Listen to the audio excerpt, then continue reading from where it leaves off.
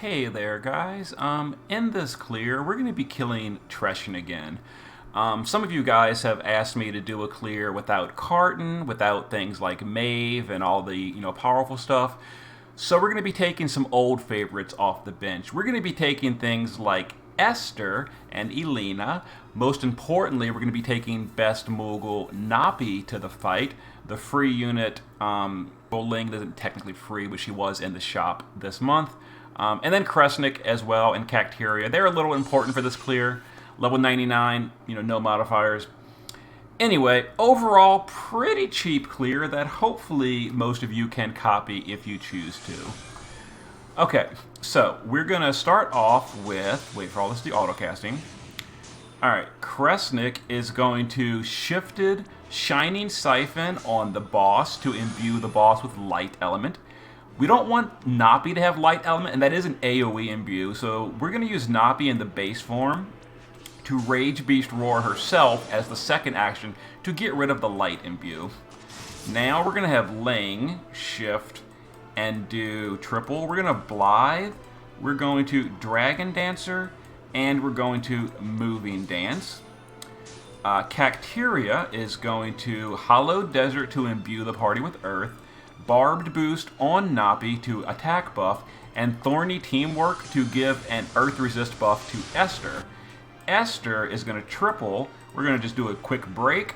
We're going to cover, and we're going to provoke. And then Elena in the shift form can just double morale fill. Okay, so the boss is imbued with Light Element. Esther absorbs Thunder Element. We've got a really big Earth Resist buff. And Esther is wearing a large amount of light resist gear. Like a really large amount. I'll show the gear at the end of the video. But in any case, Esther is tanking this like a champ. Cacteria is the highest MP member on the party, so she is taking the mana drain. Okay, looks good. Let's go ahead and just fill morale again with Elena. We're going to cover again with Esther. Kresnik will now Arcane Statement to start filling morale for us. Ling is going to shift to the base form. We're going to triple. We're going to Blithe. We're going to Purifying. And we're going to Celestial Dance. That's going to fill the rest of the LB so that Cacteria can do her base form LB. And then Napi can shift and do the shifted LB, which gives her Beast Killer, Dragon Killer, Earth Amplify, and a big modifier boost for her, what's they're called? Her chaining skills. I forget what they're called. In any case, Koopa Barrage. That's it. So the boss is still imbued with Light Element. Kresnik just really breaks physical fights because, yeah, 3 turns of pretty much absolute immunity to physical damage. It's kind of bonkers. And Esther is tanking it like a champ. Okay, so on this turn, if the boss wasn't diseased, we'd use Cacteria to help with that. We would do Unwavering and Unfaltering. Those both apply disease. But most importantly, we're going to do a big defense break with Armor Breaking Needles on this turn. Alright, Ling can shift right here. We're going to triple. We're going to Ferocity, Blithe, and Moving Dance. Kresnik can just go ahead and Stimulant again. Esther can just cover again. Okay, and now Elena can go to the base form. We're going to Speed of Light, Stardust Ray 3 times, and Napi can Furry Frenzy, and Koopa Barrage 3 times. That has been powered up. So let's go ahead and push that first threshold, which should be pretty easy to do with a decent stack of morale, and then Napi with his power-ups. We've got the Fist in peril from Cacteria and all. Napi is using a fist weapon, by the way. And here's the threshold that Esther just absorbs like a champ. Go Esther, absorbing all the threshold damage. It's all Thunder Element, and Esther loves Thunder Element. So, okay, there is the end of the boss. The boss is diseased again, so we don't got to worry about that. Again, if the boss wasn't diseased, we would use Cacteria to apply disease, but she is. So just reload, and there's the end of Treshen. Boom, Goodbye, Kupo Barrage. Outstanding. Okay, 3-turn clear, Esther tank. Napi is the only real DPS. Pretty cheap team. I'll show you the gear in just a moment. You know, so if you happen to have things like Kresnik, Cacteria, Napi, you know, and all that goodness, there is the damage. So Elena almost did as much as Napi. Elena was a little bit behind Napi's damage. Not too much, but a little bit. All right. So let's show the team and the gear. And while practicing that, I actually got myself a red pearl. 2 more to go. Okay, so let's go ahead and show the team real quick. No modifiers. This is just a clear. We're not going for a high score run. So here is the party. So Esther on Alexander for light resist, and she is geared in a little bit of light resist, just a little bit, just a tiny amount of light resist. A lot of light resist, as much as you can fit. All in on light resist. Nothing else really matters. Just pure and utter light resist. I don't know how much you actually need. I really don't know. I have no idea.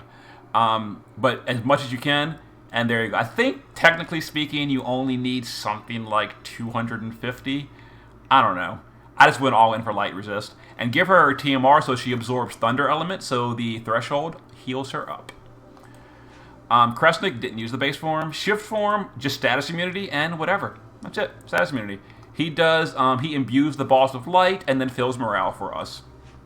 Ling, just, you know, status immunity, TMR, TMR, or STMR so she can triple cast.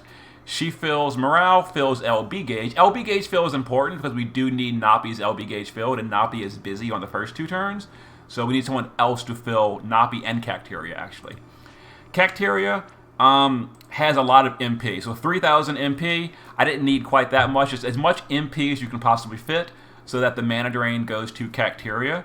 Other than that, you know, whatever. It literally doesn't matter. Matters not at all. I guess status immunity matters, but yep, that's all. Elena, base form, was, I mean, she was geared for damage. She's got 5,500 attack power. She's got 250 Beast, 250 Dragon Killer, and her damage was not as good as Napi's. But there it is. Shift form, whatever. Mana regen, Regalia to autocast morale fill. Napi, in the base form, is using Anti-Decay Amulet that gives her break immunity, autocast. Rage Beast Roar in the base form so that we can dispel the light imbue off of her on turn 1. And make sure you do that before using Cacteria. We don't want to dispel Cacteria's buffs off of Napi, but we do want to dispel the light imbue. So we do light imbue with Kresnik first, then Napi Rage Beast Roars herself, then we do everything else. That way Napi is not imbued with light.